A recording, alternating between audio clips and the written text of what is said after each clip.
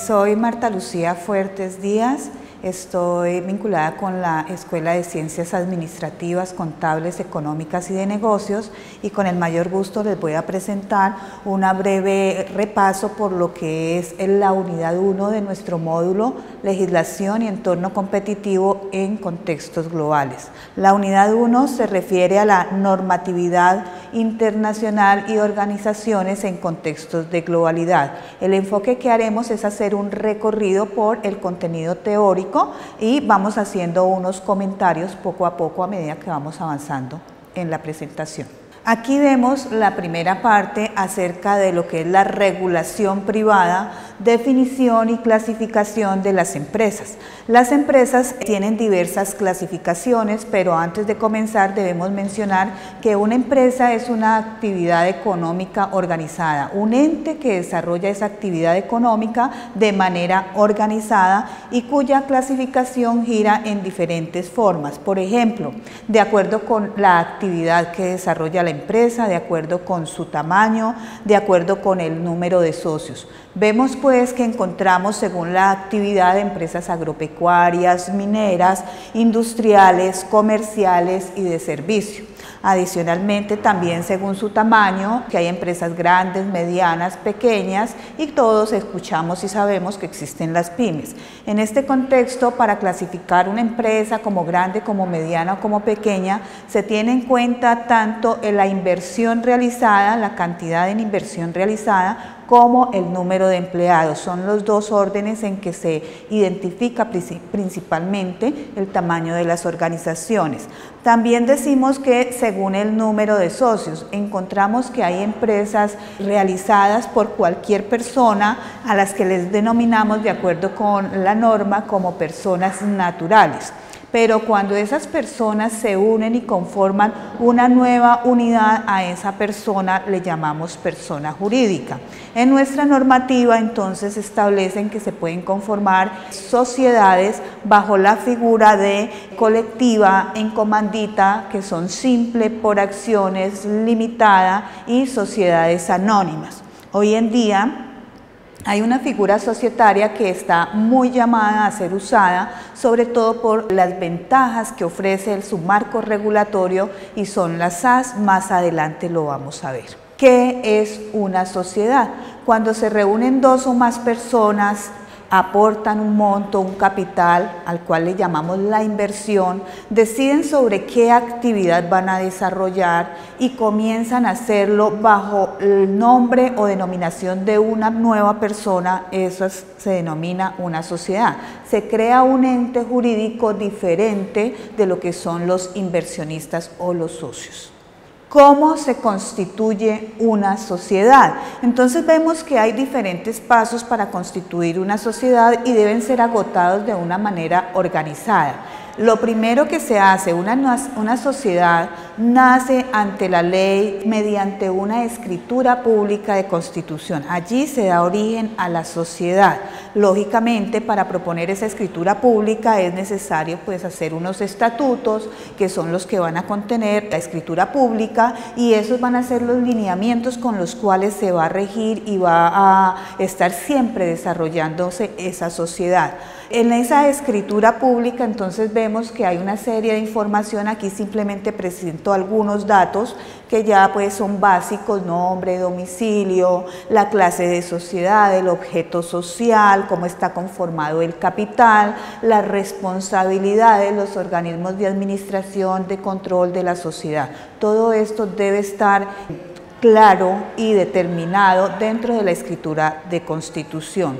Realmente hoy en día para las sociedades todas requieren escritura pública de constitución para nacer como persona jurídica que existe ante la ley. Sin embargo, la nueva figura societaria que les mencionaba anteriormente, las SAS, sociedades por acciones simplificada, es una excepción a esta norma y se puede constituir sin necesidad de elevar a escritura pública, o sea que se puede constituir con con un documento privado, esto aminora los costos en la constitución y genera unos beneficios por aminorar costos, ser más flexible para su constitución, más rápida en su constitución.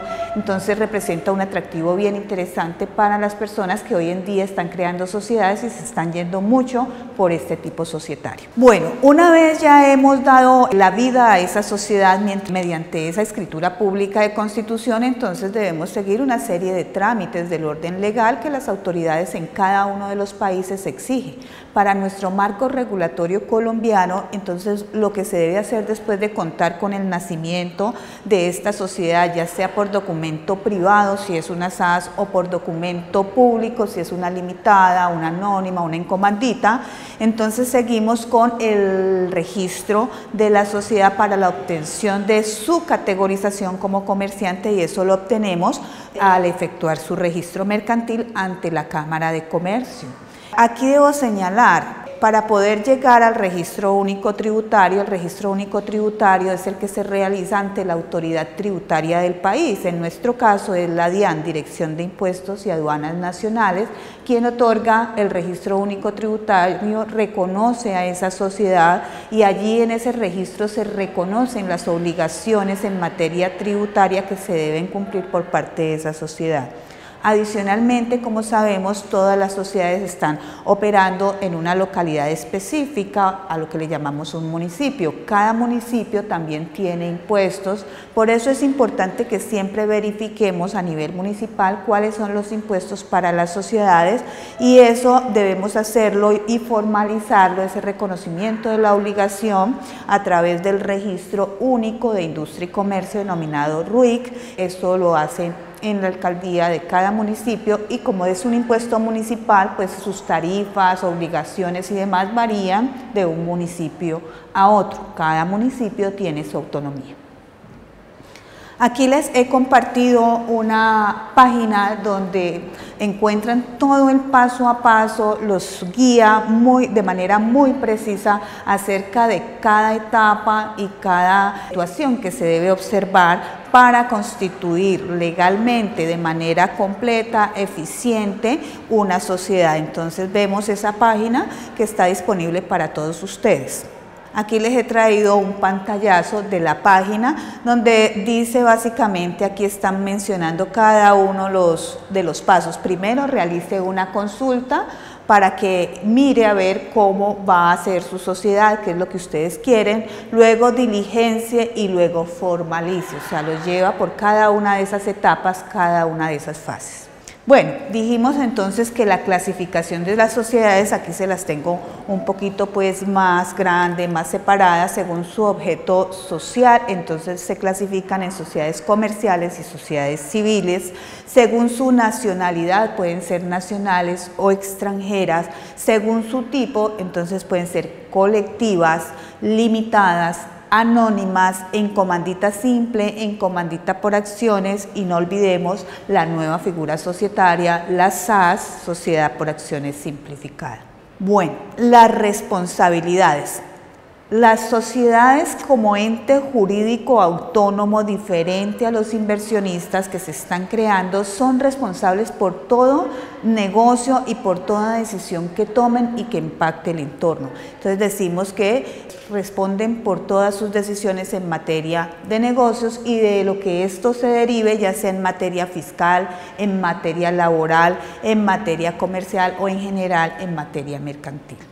También los administradores de las sociedades y los dueños de esas sociedades tienen responsabilidades. Esa responsabilidad para los administradores dice que responden de manera solidaria e ilimitada por las decisiones que tomen. Lógicamente, para controlar un poco los administradores, pues está la junta directiva o la junta de socios en las sociedades, y adicionalmente en los estatutos de constitución, en la escritura de constitución de la sociedad, debe colocarse ciertos límites para esos administradores, hasta dónde ellos pueden llegar. Esto es muy bueno, pero también la ley nos dice que como administradores, por sus acciones, por sus decisiones que ocasionan pues un impacto directo en la sociedad a través de las sociedades que dirigen, ellos deben responder solidaria e ilimitadamente.